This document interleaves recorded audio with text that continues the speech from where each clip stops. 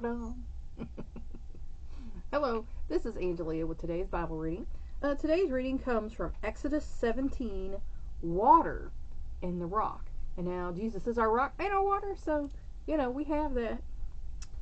Then all the congregation of the sons of Israel journeyed by stages from the wilderness of Sin, according to the command of the Lord, and camped at Rephidim, and there was no water for the people to drink. And now, I think when some of this was being rewritten, they also put some little metaphor in there for us, because we have to go from the wilderness of sin into the right place where we get watered. So think about that. Therefore the people quarreled with Moses and said, "Give us water that we may drink." And Moses said to them, "Why do you quarrel with me?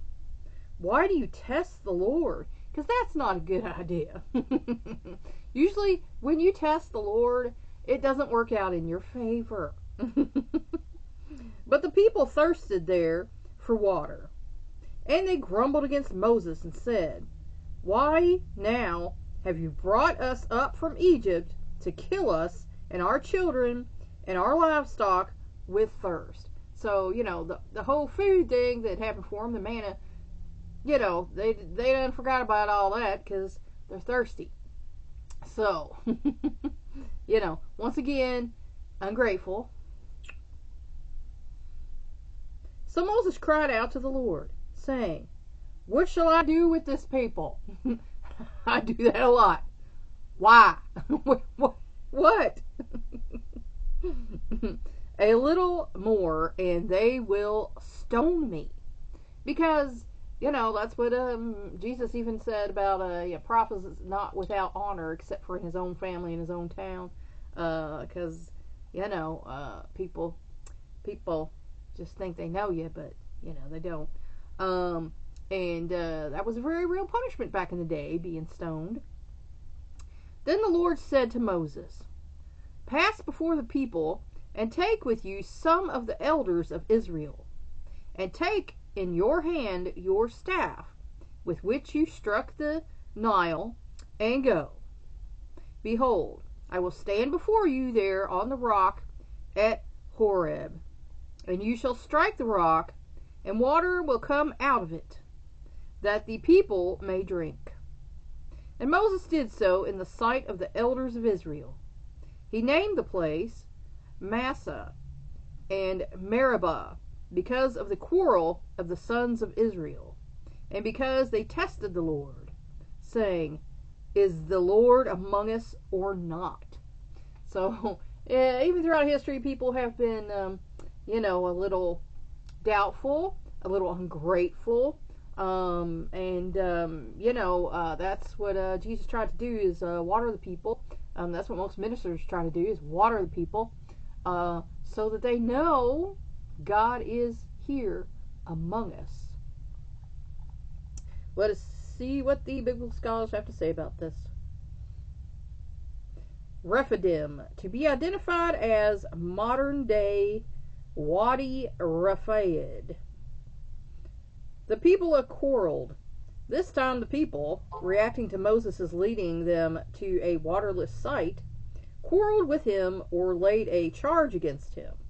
So intense was their reaction that Moses thought he was about to be stoned.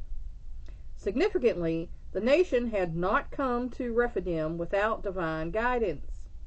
Because God is always, trying to give you divine guidance. A lot of people don't want to listen, but he's trying.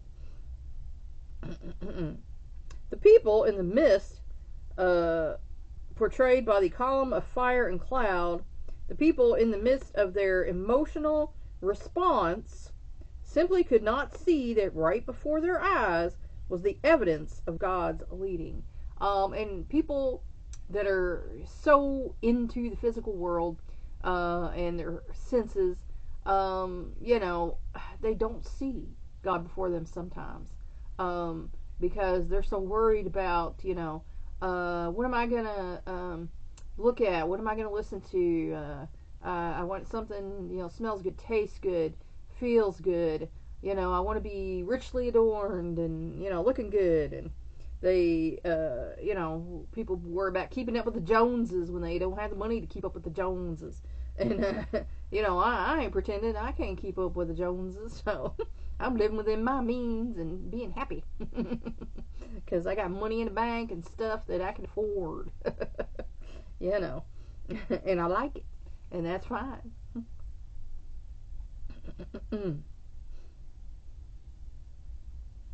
The leader turned to God in prayer, whereas the people, instead of following his example, turned on their leader.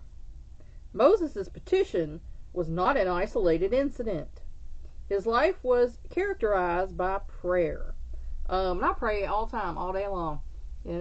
I probably bug God to death. But I feel like it's the right thing to do. So I do it.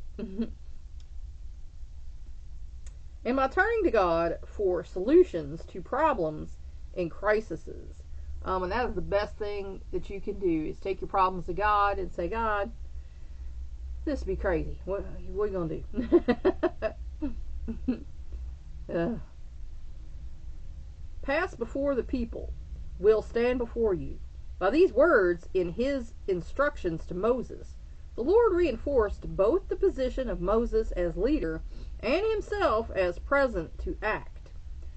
Because, Moses couldn't have done that if God wasn't standing on that rock waiting for him. He answered the people's charge against Moses and their underlying challenge of his presence. Because whomever God appoints, he's going to be there.